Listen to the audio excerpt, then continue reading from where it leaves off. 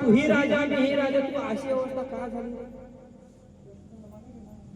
पण राजहंस म्हणला, अरे राजा तूही राजा मीही राजा, पण आता मी काय केलं माहितीये का, मी कावळ्याची संगत केली. कुणाची संगत केली माझा मावल्या? हो, कावळ्याची संगत केली.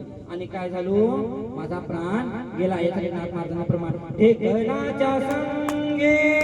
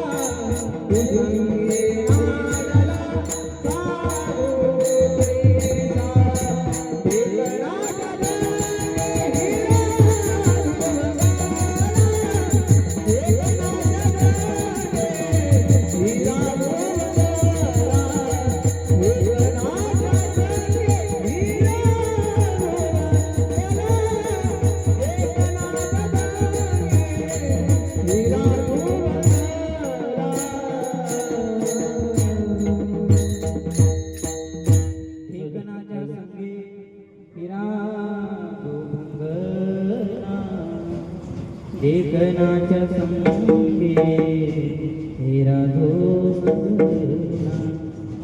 ढेकणाच्या संगे हिरा धोंगला. आता ढेकण कोण? जे म्हणजे वाईट व्यक्ती, आणि हिरा होता तो म्हणजे मार्कळे. विठाला विठाला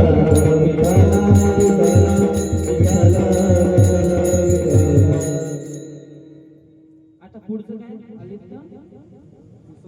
कुसंगे नाड्याला साधू तैसा. आता साधूला सुद्धा सोडलंय काय? नाही सोडले.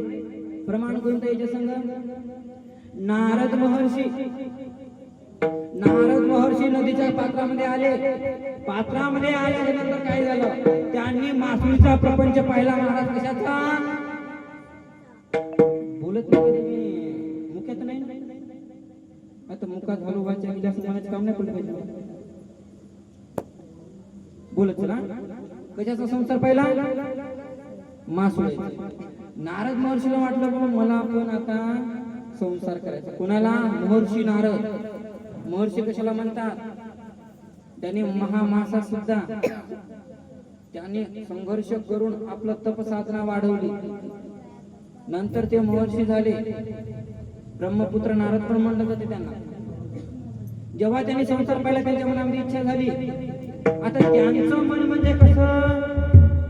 मन हा मोगरा अर्पणी ईश्वरा. आता मन हा मोगरा अर्पणी ईश्वरा. देवाला ज्याने आपलं मन म्हणून मोगरा वाहिलेला आहे, मनाचा करून मोगरा वाहिलेला आहे, आपलं मन सगळं इथं आहे का? तुम्ही मन सर्व घर लावून आलो पण साखळी ओढून पाहिलीच नाही. कुलूप लागले, चाबी संघ पण कोण फोडलं. पण आपलं मन कसं आहे महाराज? मन याच्या मन